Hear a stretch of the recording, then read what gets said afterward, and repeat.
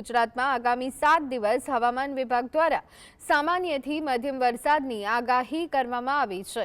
રાજ્યમાં cyclonic circulation, low pressure અને monsoon trough સક્રિય થવા સાથે દક્ષિણ પશ્ચિમી પવનો ફૂંકાઈ રહ્યા છે, જેના કારણે હળવાથી મધ્યમ વરસાદી ઝાપટા પડે તેવી પૂરેપૂરી શક્યતા। પરંતુ હાલ ભારે વરસાદની કોઈ જ સંભાવના નથી। વરસાદની વિગતો જોઈએ તો ગુજરાત રિજિયનમાં અત્યાર સુધી સામાન્ય કરતાં 13% વધુ વરસાદ નોંધાયો છે, જ્યારે કે સૌરાષ્ટ્ર અને કચ્છ વિસ્તારમાં સામાન્ય કરતાં 26% જેટલો ઓછો વરસાદ થયો છે।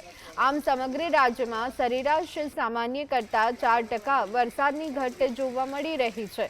તો આ તરફ અમદાવાદ શહેર અને આસપાસના વિસ્તારોમાં આગામી દિવસોમાં સતત વાદળછાયું વાતાવરણ જળવાઈ રહેશે।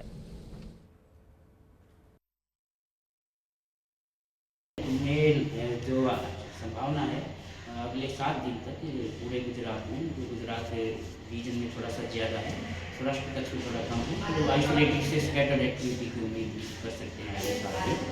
हैवी रेन की कोई अभी फिलहाल संभावना नहीं। हमारा 20% के ज़्यादा अगस्त में 20% कम हुई है, मतलब नॉर्मल से जो है 20% कम पूरे राज्य में बारिश हुई है अगस्त की। कल तक के आंकड़े हैं ये।